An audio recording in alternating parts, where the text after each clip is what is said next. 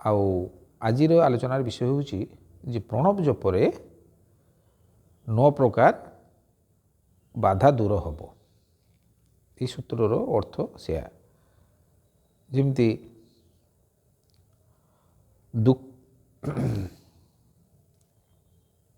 ଆମର ଆଲୋଚନାର ବିଷୟ ହେଉଛି এই যে 9 প্রকার বাধক ব্যাধি স্থান সংশয় প্রমাদ আলস্য অবিরতি ভ্রান্তি দর্শন আলব্ধ ভূমিগত অনুবস্থিতত্ব। এই যে 9 প্রকার বাধক ଯାହାକି ଆମର ଯୋଗର ମାନେ ଯୋଗର ଯେଉଁ ବାଧକ ଇଏ ଆମର ପ୍ରଣବ ଜପ ଦ୍ୱାରା ଏ ଦୂର ହେବ। ତ ଏଇଭଳି ଅବସ୍ଥା ସାଧକମାନଙ୍କ ପାଖକୁ ଆସେ। ଯେମିତିକି ଧରନ୍ତୁ ବ୍ୟାଧି ହେଉଛି ଶାରୀରିକ ବ୍ୟାଧି ଏବଂ ମାନସିକ ବ୍ୟାଧି। এই ଯେଉଁ ଶାରୀରିକ ବ୍ୟାଧି ବା ମାନସିକ ବ୍ୟାଧି ଯେଉଁ ଧରନ୍ତୁ ଯେଉଁ ସଦସ୍ୟଙ୍କର ବା ଯେଉଁ ସାଧକର ଥିବ, ଯେଉଁଟା ଦ୍ୱାରା ଧରନ୍ତୁ ସେ ବସିପାରିବେନି ବା ବସୁଥିବା ସମୟରେ କାହାର ମୁଣ୍ଡ ବିନ୍ଧୁଥିବ, ଦେହରେ ଯେକୌଣସି ଅଙ୍ଗ ବିନ୍ଧୁଥିବ, ଏଇଭଳି ସେ ଯେଉଁ କଷ୍ଟ ପାଉଥିବ, ଏଇଭଳି ବ୍ୟାଧି ବା ମାନସିକ ଦୁଶ୍ଚିନ୍ତା ଥିବ, ଏଇଭଳି ବ୍ୟାଧିରେ ଥିବା ସାଧକ ଯଦି ପ୍ରଣବ ଜପ କରେ ତାହେଲେ ସେ ବାଧାଟା ଦୂର ହେବ। ତ ବ୍ୟାଧି ପରେ ଆସୁଛି ସ୍ଥାନ। ସ୍ଥାନର ଉଦ୍ଦେଶ୍ୟ ହେଉଛି ନିରୁତ୍ସାହିତା, ଉତ୍ସାହ, ଯୋଗ ସାଧନ ପ୍ରତି ନିରୁତ୍ସାହ ଭାବ ଆସିବ ତାଙ୍କ ମନରେ, ଯାହା ପାଇଁ ସେ ଯଦି ପ୍ରଣବ ଜପ କରିବ, ଏ ପ୍ରଣବ ଜପରେ ସେଭଳି ବାଧା ଦୂର ହେବ। ତୃତୀୟ ପ୍ରକାର ବାଧକ ହେଉଛି ସଂଶୟ। ସଂଶୟ ହେଉଛି ସନ୍ଦେହ। ଯେମିତିକି ଏଇ ଯେଉଁ ମୁଁ ହାତଟି କେମିତି ରଖିବି, କେମିତି ବସିବି, କେମିତି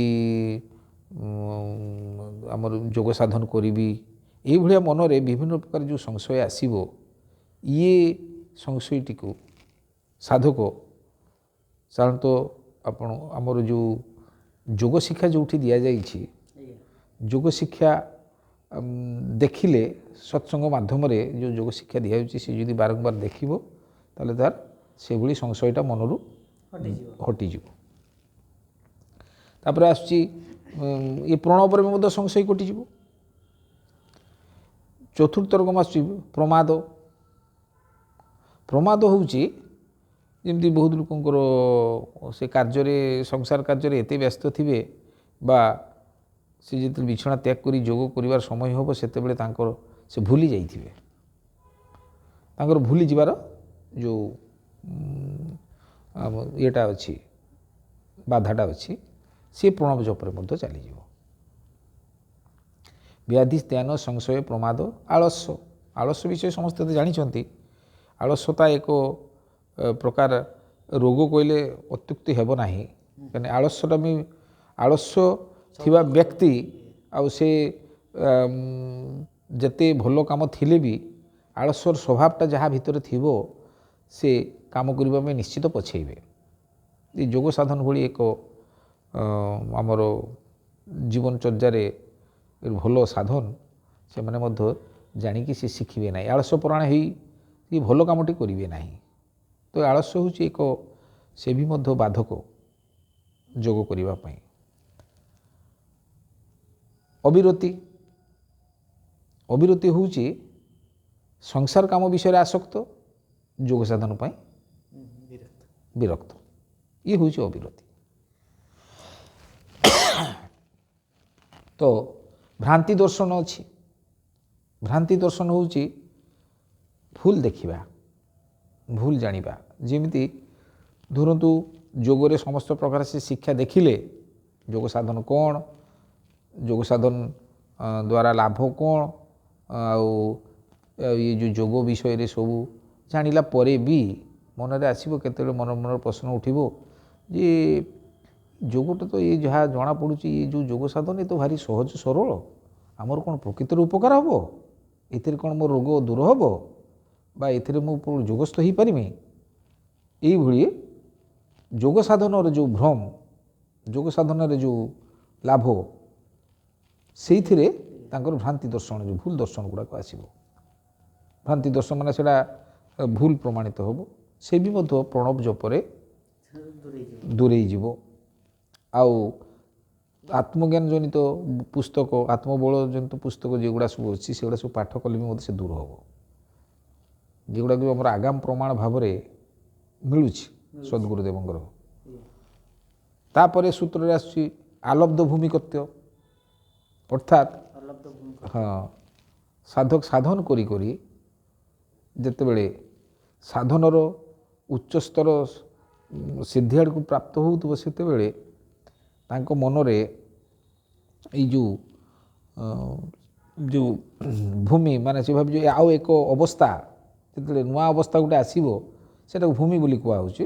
ସାଧନ କରୁ କରୁ ଯୋଗୀ ଯେତେବେଳେ, ମାନେ ସାଧକ, ସେ ଯେତେବେଳେ ଆଉ ଗୋଟେ ଦେଖିବ ଯେ ଏଇଟା ହେଉଛି ଗୋଟେ ଭିନ୍ନ ଧରଣର ଜାଗା, ଯାହାକି ସେ ବେଶୀ ସମୟ, ମାନେ ସେଇଟା କି କ'ଣ, ଆଉ ଦେଖିବେ ଯେଉଁ ଅଚିହ୍ନା ଜାଗା, ଅପରିଚିତ ଜାଗା, ହଁ, ଏଠି କେମିତି ରହିବି, କ'ଣ ରହିବି, ଏଇଭଳିଆ ତାଙ୍କର ମନରେ ଗୋଟେ ସେ ଜାଗାକୁ ଗଲେ ସେ ତାକୁ ଅଡ଼ୁଆ ଲାଗିବ। ତ ସେଇଥିପାଇଁ ସେ ବେଶୀ ସମୟ ରହିପାରିବେନି, ସେ ପୁଣି ଓହ୍ଲେଇ ପଡ଼ିବ, ପୁଣି ଆମର ସାଂସାରିକ ସ୍ଥିତିକୁ ପଳେଇ ଆସିବେ। ତ ଇଏ ହେଉଛି ଆଲବ୍ଧ ଭୂମିକତ୍ୱ, ଅର୍ଥାତ୍ ଗୋଟେ ନୂଆ ଜାଗା ଦେଖିକି ସେ ବେଶୀ ସମୟ ରହିପାରିବ ନାହିଁ। ଇଏ ବି ମଧ୍ୟ ଆମର ପ୍ରଣବ ଜପରେ କଟିଯିବ, ଦୂର ହେବ। ଏହା ପରେ ଆସୁଛି ଅନବସ୍ଥିତ ତତ୍ତ୍ୱ, ଅର୍ଥାତ୍ ସାଧକ ଯେତେବେଳେ ସାଧନ କରି କରି ପ୍ରକୃତ ଜାଗାକୁ ସ୍ଥାନକୁ ପହଞ୍ଚିଯିବ, କିନ୍ତୁ ଖୁବ୍ ଅଳ୍ପ ସମୟ ପାଇଁ, 1 ସେକେଣ୍ଡ 2 ସେକେଣ୍ଡ 3 ସେକେଣ୍ଡ ପାଇଁ, ଅନବସ୍ଥିତ ତତ୍ତ୍ୱ, ବେଶୀ ସମୟ ରହିବାର ସୁଯୋଗ ସେ ପାଇପାରିବ ନାହିଁ। ମାନସିକ ପରିସ୍ଥିତି, ସେ ସ୍ଥିତିକୁ ବେଶୀ ସମୟ ସେ ରହିପାରିବ ନାହିଁ।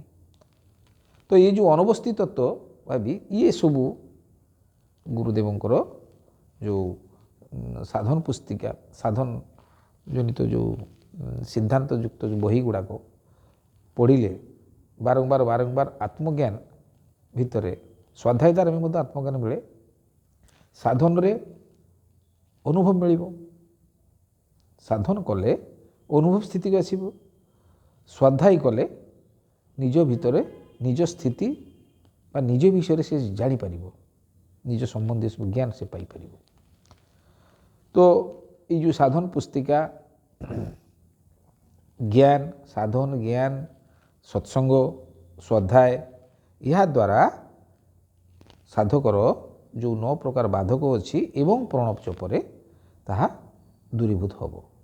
ଇଏ ହେଉଛି ଆମର 30 ନମ୍ବର ସୂତ୍ରର ଯେଉଁ ପ୍ରଣବର ମହିମା ବିଷୟରେ କୁହାଗଲା। ପ୍ରଣବ ଜପରେ ଏଇଭଳି ଫଳ ମିଳିବ, ଏଭଳି ମିଳିବ।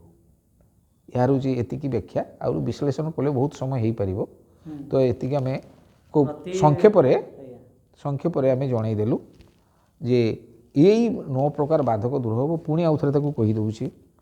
ପ୍ରଥମେ ଯେମିତି ଯେଉଁଟାକୁ ଆମେ ଆଲୋଚନା କଲୁ, ବ୍ୟାଧି, ସ୍ଥାନ। ବ୍ୟାଧି ହେଉଛୁ ଶାରୀରିକ ମାନସିକ ବ୍ୟାଧି, ସ୍ଥାନ ହେଉଛୁ ନିରୁତ୍ସାହତା ଆସିବା, ବ୍ୟାଧି ସ୍ଥାନ ସଂଶୟ, ସଂଶୟ ହେଉଛି ସନ୍ଦେହ ସୃଷ୍ଟି ହେବା, ପ୍ରମାଦ, ପ୍ରମାଦ ହେଉଛୁ ପାଗଳାମୀ, ଭୁଲିଯିବାର ଯେଉଁ ଦୋଷ, ପାଗଳାମୀ, ପ୍ରମାଦ, ଆଳସ୍ୟ, ଆଳସ୍ୟ ଏଇ ଏକ ପ୍ରକାର ଶାରୀରିକ ସ୍ଥିତି, ଶାରୀରିକ ମାନସିକ ସ୍ଥିତି, ଆଳସ୍ୟ, ଅବିରତି, ଅବିରତି ଅର୍ଥାତ୍ ସାଂସାରିକ ବିଷୟରେ ଯେଉଁ କହିଲେ ବେଶୀ ଆସକ୍ତ ଥିବା ବ୍ୟକ୍ତି, ସେ ସାଂସାରିକ କାର୍ଯ୍ୟରେ ସେ ତାଙ୍କର ମନ ଦେବ, ଆଉ ଯୋଗ ସାଧନ ଭଳି କାର୍ଯ୍ୟରେ ସେ ରହିବ, ବିରତ ରହିବ। ଭ୍ରାନ୍ତି ଦର୍ଶନ, ଆଲବ୍ଧ ଭୂମିକତ୍ୱ। ଭ୍ରାନ୍ତି ଦର୍ଶନ ହେଉଛି ଭୁଲ ଭାବନା ଆସିବ, ଭୁଲ ଚିନ୍ତା କରିବ।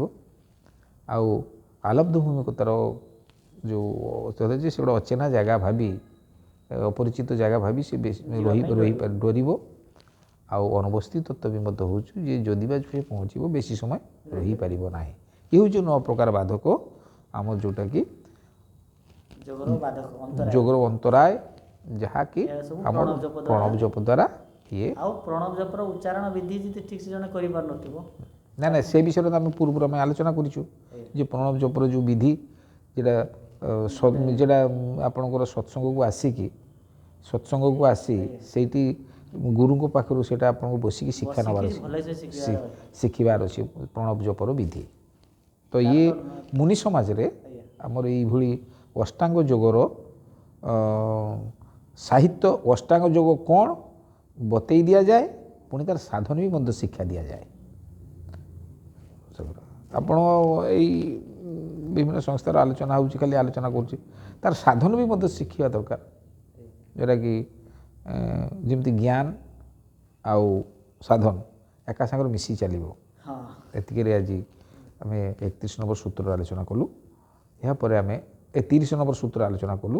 ଏହାପରେ ଆମେ 31 ନମ୍ବର ସୂତ୍ରର ଆଲୋଚନା କରିବୁ। ସୁପ୍ରେମୀ ଜୟ ଜୟ। ବହୁତ ବହୁତ ଧନ୍ୟବାଦ।